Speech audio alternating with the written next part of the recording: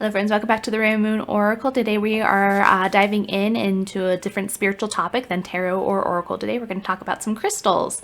I wanted to expand the information on this channel, the information that's available, the information I teach and provide information about. So I have lots of crystals and lots of crystal experience, so I kind of wanted to start sharing that information.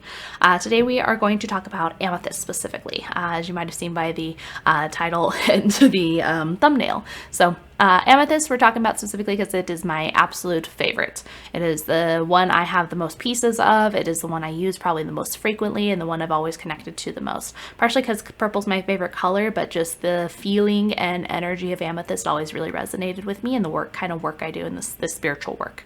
So amethyst is my absolute favorite stone, so I wanted to talk today about how amethyst is formed, or kind of how it gets that kind of purpley color.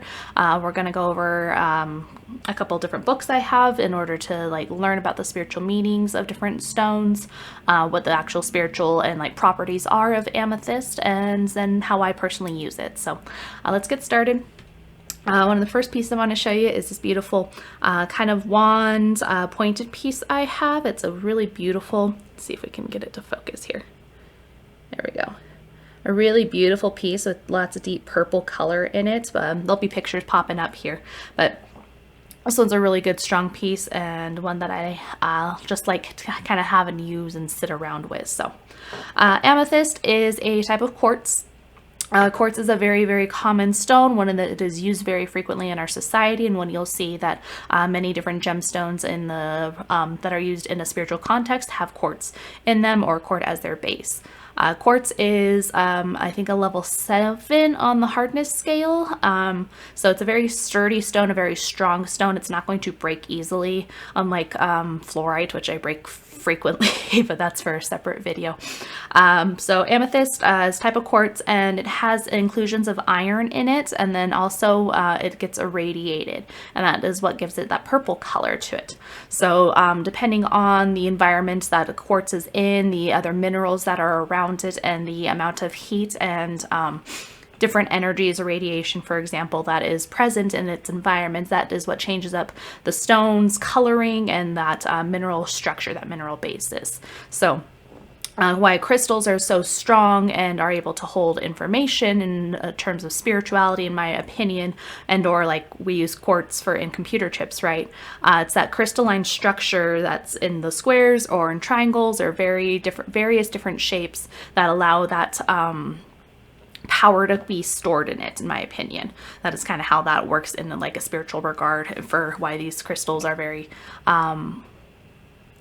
useful to us in that way. And I actually use regular quartz to store information or store specific energies in it.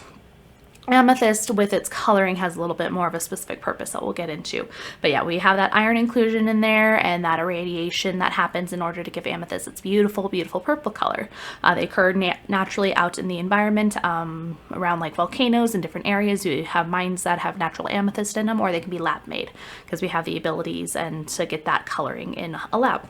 So books I use to find spiritual meanings for. There's going to be so many ones you can find online, in the library, at a bookstore.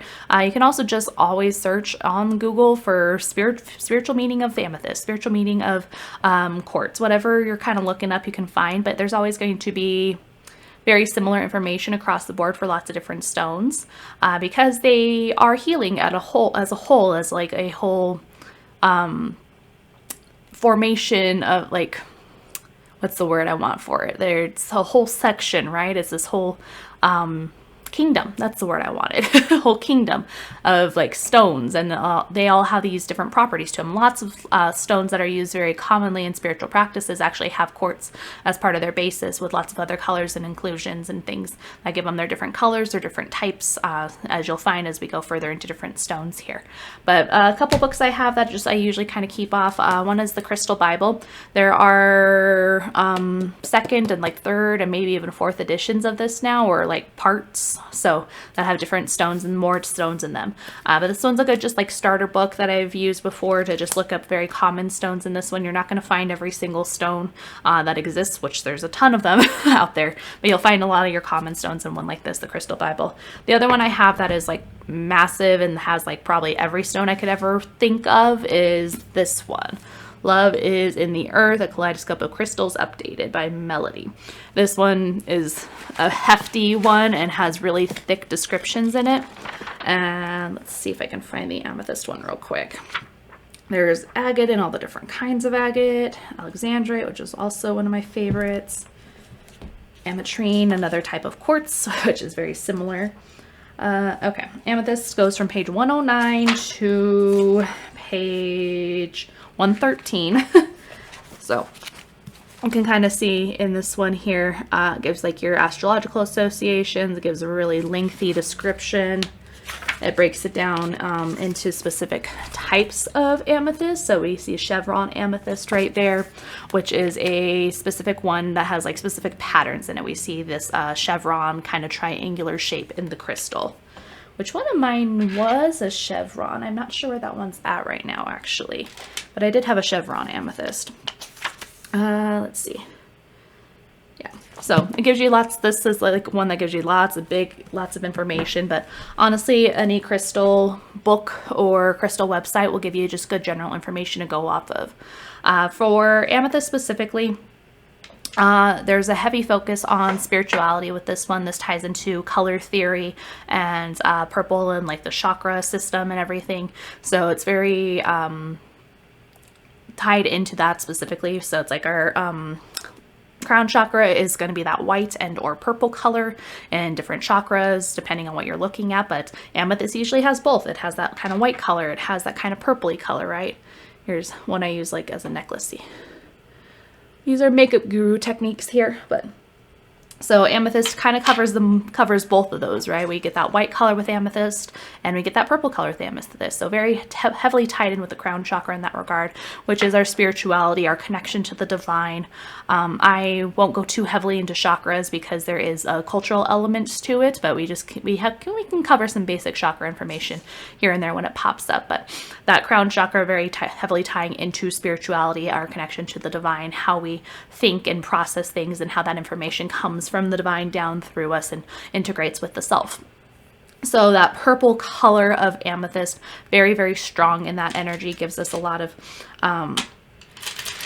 information and helps with spirituality and clarity of mind. So amethyst is used very heavily for focus and clarity in my experience. It's what I use it very frequently for myself. If I had like a test in college, I would usually bring a piece of amethyst with me. I have an amethyst bracelet, an amethyst mala. This is my mala right here that I'm in the process of restringing. I just need to get the guru and the tassel back on, but beautiful amethyst piece. I have pictures of that one as well. But amethyst is one I would have on me for like a test or something, so I'd be able to focus, have good clarity of thought, be able to process what I was thinking and get that written down into that test form, right? Or just so I'd have less nervousness going into a test. Use it very, very heavily in that regard. That spirituality comes in again with that mind connection. Because amethyst can be used very to your benefit for like meditation and focusing the mind in a spiritual way, in a way that is beneficial to the health of your mind and body as you're meditating and bringing in good energy. Meditation, you can't deny the benefits that meditation has, right? It's a very well-known concept at this point that meditation is very beneficial to everyone and everyone everywhere across the entire planet, because of the way the mind has so much control over our bodies. So if we have a very stable mind, then our body is also very stable at the same time, right? However many times you have the stress that you're thinking of in your head and it shows up in your body later, right? It shows up in your back being sore. It shows up in like all of a sudden you're really, really tired. You feel that exhaustion, right? Because you just have your mind going 100 miles a minute and have a hard time focusing, right?